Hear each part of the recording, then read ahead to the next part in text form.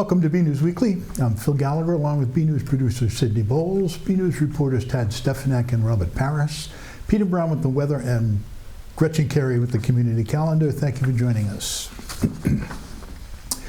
The Burlington Housing Authority is seeking a volunteer for a seat on the authority. The volunteer would serve on a temporary basis until the next town election in April of 2024.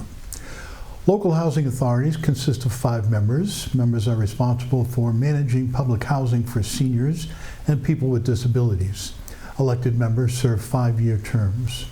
Those interested in applying can email a letter of interest addressed to the Burlington Select Board along with a brief bio to Lynn Mills at lmills@burlington.org. The Select Board and the Burlington Housing Authority plan to make an appointment on August 21st. The Burlington Public Library is offering a free 10-week citizenship course alongside the Woburn Public Library and St. Mark Community Education. To qualify, you must have an intermediate level English and have been a legal United States permanent resident for more than 4 years or for 3 years if married to a U.S. citizen. Registration is required. More details are available online at the Public Library website. The Burlington Food Pantry, People Helping People, has a new program delivering meals to people in need. BNews producer Sydney Bowles has more. Mondays are always a busy day at People Helping People, Burlington's food pantry. That's when they get deliveries from regional food banks and local food rescue organizations, and even Burlington's community garden. But for the last few months, Mondays have been even busier. So we are loading our mobile pantry up. So we're going to take pre-packed bags over to a motel shelter, and we bring out the bags and we just take them right to the families' doors at the shelter. For the last few months, about 30 families, most with young children, many of them immigrants, refugees, or asylum seekers, have been put up at a hotel in town. So we were contacted by Burlington school system. Apparently some of the children that are part of the displaced families had enrolled in the Burlington school system. So the school system reached out to us to ask us to help out in providing food for them. And it kind of evolved from there. We learned that there was an agency based out of Medford that is supposed to be coordinating all the services for these families. So they reached out eventually to us, and we kind of coordinated between several of the nonprofits here in Burlington to help out these families. It's a lot of towns in Massachusetts that are seeing these displaced families in temporary shelters. According to CBS News Boston, the state has placed about 1,800 families in about 43 hotels on an emergency basis, an expansion of 40% from last year. Originally, it was supposed to be a couple months. We were told we should plan for a year. I've been volunteering for a little more than a year now, and it's the first time we've done this. It's nice that we're able to do this, that we've got a lot of donations that we're able to help these families in a time of crisis. From People Helping People, I'm Sydney Bowles. Speaking of the food pantry, they've got a new summer raffle on to support their programming. For $10, you get 6 chances to win cash prizes, including the grand prize of $750. Proceeds go to the food pantry, gifts for children during the December holidays, Covenant for Basic Needs, and the community garden. Tickets can be purchased at peoplehelpingpeopleinc.org. The drawing will be held on September 20. You might think playing baseball would be out of the question for the blind and visually impaired, but you would be wrong. BNews reporter Robert Paris has this story. On Sunday mornings in summer, you might catch a new group of players practicing at Rahanas Park. It might look a little like baseball, but this sport is called beep ball. It's adapted for people who are blind or visually impaired. I play and coach the Boston Strong, a new team in beep baseball, part of Adaptive Sports New England. I've been playing for 21 years with my old team in Boston, but what made me motivated to start a new team is I wanted to have an activity for blind kids to be a part of. As well as people who maybe don't consider themselves athletic or competitive, that they can develop a skill that, we all would have liked to have played when we were kids. I could never play Little League baseball when I was a kid. I didn't see well enough to try to hit a ball and catch a ball. So when I got to play beep baseball, it was a huge emotional boost. Boston Strong and the athletes are given positive feedback on the program. This kind of a sport brings together some of the most amazing people. You have the volunteers who are they show up every week. They make it happen. We couldn't do it without them. You have amazing players who are going through all sorts of walks of life. Some people are losing their vision and struggling with that. Some people, have always been blind and maybe can sort of help those people along, and it's just an incredibly supportive atmosphere. Boston Strong is an amazing team. I love being a part of it, coming out here, talking to everyone. We have our laughs, and we are serious about our practices, and it's just an amazing team to be a part of. Joe also gave credit to the volunteers for their dedication and time they spent with the team. Our volunteer coaches are phenomenal. They are very caring. They're very good at teaching things. They're willing to learn. They're really, I think, see that this is something that's not just a game, that it is meaningful to the blind person that's participating. And I think they get a lot of joy out of that. And they get a lot of joy of seeing the improvement and progress that each player makes from the beginning of the season. But most of all, I think they truly embody volunteerism. There's an altruistic element to it. They're not getting anything out of it other than the joy of seeing other people be happy. The volunteers themselves are happy to be a part of a great group of athletes. I think the best part is introducing a sport to people who've never played it before, and also helping people improve and seeing those improvements happen every day. Like Winter, for example, one of our players, her swing and gets better every time she's up to bat, which is awesome to see. So I got involved because my good friend Roger has been involved with it, or has known about it for a while, and he knew that I had played baseball in college, and he thought that it would be something that I'd be interested in watching. And so he was going to a practice one day, and I said, "You mind if I tag along?"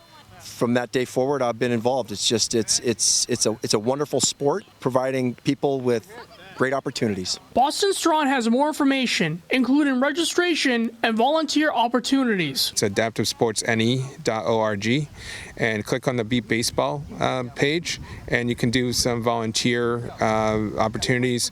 I think my email address is there. Look for me on the Burlington Facebook group. We're always looking for volunteers to help develop people's swings or speed or base running, or just overall be helpful. From Rohannes Park, I'm Robert Paris for BNEWS Sports. Boston Strong! That takes a little bit of courage, don't you think? A Burlington resident is running for a cause. Special education teacher Catherine Russo will be running the 2023 Falmouth Road Race as a member of a team supporting the Doug Flutie Jr. Foundation for Autism. The funds will support programs that help people and families affected by autism to help them live life to the fullest. Russo said, "I'm a special education teacher in Burlington, Mass. I've been running with Dougie's team for the last 3 years in the Falmouth Road Race. I'm excited to join for another year." The 7-mile race is held on August 20th. We wish Catherine the best of luck. A Burlington institution has closed its doors. Sweet Ginger, a Chinese restaurant known as a local watering hole, closed earlier this summer, unexpectedly. Residents are remembering the restaurant and its predecessor, Sunluck, as a place where everybody knows your name. Here's Burlington Select Board Chair Mike Runyon and Select Board member Mike Espeo sharing some of their memories. I've got a lot of stories, honestly. I'm a lifelong resident, so I've known before Sweet Ginger, it was the green something or other, but I've always lovingly referred to it as Sunluck. That's what it was when they first opened, and that's what I continue to refer to this day as Sunluck. But I think my favorite story is that in 1978, I actually proposed to my wife at the Sunluck. And ironically, the night they closed, their last night open, happened to be the date of our 45th wedding anniversary as well. So I was heartbroken to find out that they were closing that night, and I didn't have an opportunity to go down there and maybe have one more drink with my wife. Sweet Ginger, I think if Burlington were to ever have a cheers where Selectman Ronnie just said it, where everyone knows your name, that was it. And it was always a great place that you could come into at the end of the day if you're coming back into town from wherever, and you'd always find someone there, a friend to talk to, and they're always so hospitable to everyone in town. A good secret about Sweet Ginger now that, well, a lot of people knew they had the best fries in town. And it was always a place for, Pop Warner people to go after their meets and sports teams to go. It was just a friendly place that it's part of Burlington lore. I confess to having tasted their cuisine on many an occasion. Bill and Joyce Cummings, the heads of the Woburn-based Cummings Foundation, have been heralded in the Boston Globe. An article commends them for the success of their charity and for being the first Massachusetts billionaires to sign the Giving Pledge. That's a project started by Bill and Melinda Gates and Warren Buffett, encouraging billionaires to give away more than half of their wealth. Bill Cummings grew up modestly in Medford and graduated from Tufts University. He spent some time selling Vicks Vapor Rub and frozen fish before buying a struggling fruit punch business. He turned it around and sold it and used the profits to begin developing office parks around suburban Boston, according to the Globe, primarily in Woburn to begin with. Now the Cummings Foundation routinely gives millions to local nonprofits in the Boston area. Burlington organizations that have received Cummings Foundation funds include the Leahy Clinic Foundation, Minuteman Senior Services, the Burlington Council on Aging, and the Burlington Police Department. The unique part of the Cummings Foundation is that Cummings has donated 90% of his properties, and that rental income goes to funding the foundation, certainly in perpetuity. The senior living facility Sunrise of Burlington has received acclaim. U.S. News & World Report has awarded the facility the distinction of Best Assisted Living. This is the second year that U.S. News & World Report has analyzed senior living communities. The group looks at factors like community and activities, food and dining, caregiving, management and staff, for nearly 2,500 communities across the country. Sunrise of Burlington offers assisted living, memory care, and short-term stays, with room rates starting at about $4,000 a month. Burlington athletes are gearing up for a new school year. BNEWS reporter Robert Paris takes us to a skills camp that took place this week. Down at the BHS Vanilla Gym, students in grades 6 through 10 are learning the basics and beyond during the All Skills Summer Volleyball Camp. So we have 68 players this year, which is about the same that we've done the last few years. I usually close registration between 60 to 65 kids, but we have some folks that could make first session but not second. So, we're at about 68 kids this summer. To assist in the program, a number of athletes and alums volunteered their time during the week. We have 11 coaches, core coaches helping out this year. Several of them are even alumni coming back helping out this summer. So it's exciting to see them back in the gym. Members from both the girls and boys teams came down to show their support. It's so fun and it's so exciting to see players develop slowly. This group, they're mostly 8th graders and freshmen. It's really exciting to see how our program's going to develop through this camp too. I'm working with a lot of the younger kids who are just starting, like 6th, 7th, and 8th graders. So honestly, it's really nice to see that a lot of Burlington kids are really interested in the program and coming out, learning how to play the sport. With the new season fast approaching, Coach Winsey is happy about the great turnout this year and hopes the participants join the team when they attend BHS. I just hope they learn that this game is a lot of fun and they have, learned some new skills or get better at some of their skills even for some of our returning players and want to come up and play high school with us. From the Vanilla Gym, I'm Robert Paris for BNews Sports.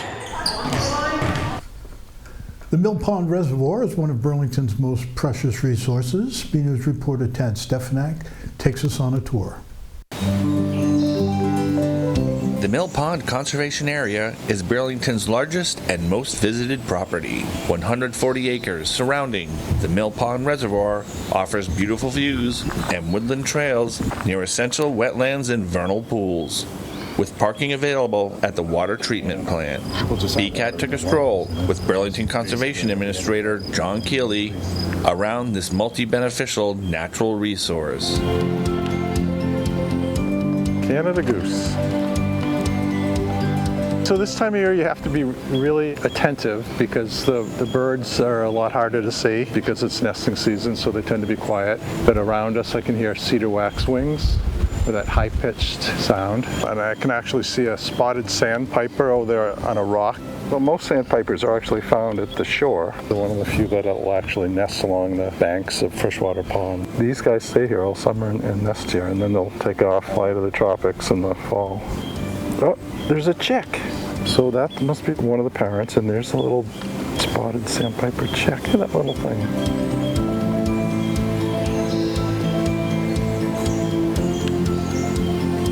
So that's chickadees we're hearing. Black-capped chickadee, which is the state bird of Massachusetts.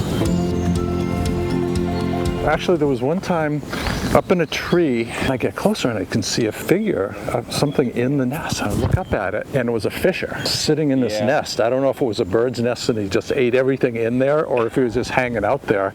So yeah, fishers, I mean, I see coyotes here all the time, foxes here all the time, obviously deer everywhere. Oh, here's a heron.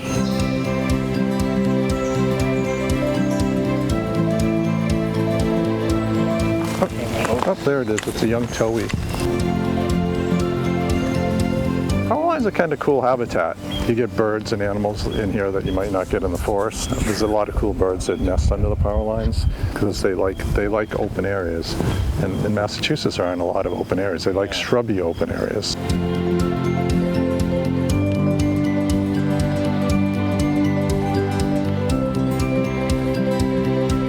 So take some time and enjoy the Mill Pond Conservation Area, one of Burlington's natural treasures.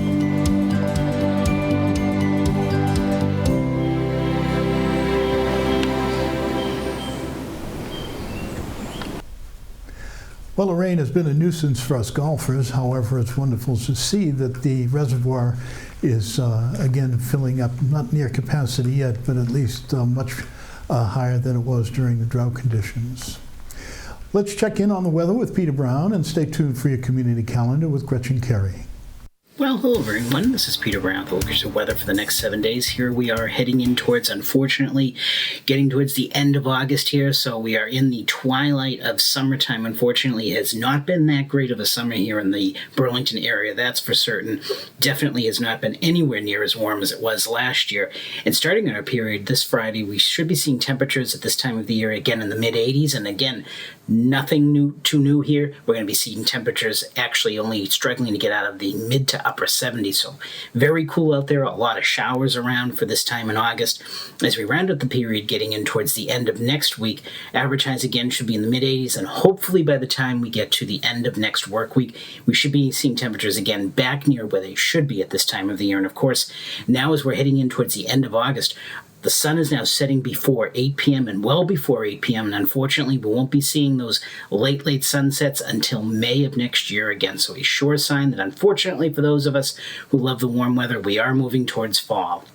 So just go ahead, let's take a look what the Climate Prediction Center is calling for us in terms of temperatures and precipitation here in the Burlington area. And again, looking at our temperature map, again, one of the only parts of the country that's been seeing below average temperatures, and looks like that trend is going to continue for most of us here, at least in the Burlington area and the rest of eastern New England. Looking at our precipitation chances again, very same story here. Looks like we're going to have at or slightly above average precipitation. That's going to come in the form again of some heavier showers on Friday, and then a couple of showers as we start out the weekend, and then getting in towards the middle of the next work week.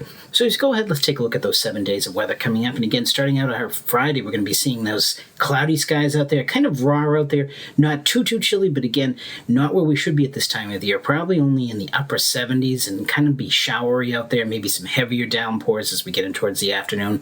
That's going to continue into the very first half of Saturday before the sun comes back out, and we see temperatures still pretty cool again, only in the mid-70s. We'll see those temperatures bump back up to about average to above average as we get in towards the tail end of the weekend and the start of your work week, with temperatures by Monday getting up into the mid to upper 80s before another cold front comes through and knocks our temperatures on Tuesday back down into the mid-70s again. That's going to be fairly pleasant as we round out the end of the work week, and again, temperatures as we get into Thursday, again, some showers around, but temperatures getting back up to near average. So everyone, get out there, enjoy the weather and have a great week. The Town of Burlington's Economic Development Office is offering a unique opportunity to all artists to submit their proposals to leave their mark right here in Burlington Town Center. The town is accepting ideas for a postcard-style mural right here at 202 Cambridge Street. For more information, please call the Town of Burlington's Economic Development Office or email. Hey everyone, I'm Gretchen Carey, and this is your Community Calendar. On August 20th from 3 to 7 p.m., Sahili will be having an art affair at the Academy of Creative Arts in Burlington. For more information and for tickets, go to the following website. On August 23rd at 10 a.m., the Made in Burlington store will be having an event called It's Almost Fall, Y'all. Children 6 and older are welcome. For more information and to register, go to the following website. Also on August 23rd from 6 to 8 p.m., the Burlington Public Library will be having a 50-plus job seekers networking group. For more information and to register, go to burlingtonpubliclibrary.org. For more community calendar events, go to bcattv.org, burlingtonpubliclibrary.org, and burlingtonrecreation.org. I'm Gretchen Carey, and that was your Community Calendar. And as we do every week, we finish with a photo sent in by a member of the community. This one comes from Joyce Carey, who says it's sunset over Simons Park. What a beautiful picture. Thank you, Joyce. If you have a photo you want to send in, email it to us at bcat@bcattv.org with the subject line Photo of the Week. And that's it from the news desk here at BNEWS Weekly. I'm Phil Gallagher, and we're going to leave you with some photos from vacation week here at BCAT. Thank you.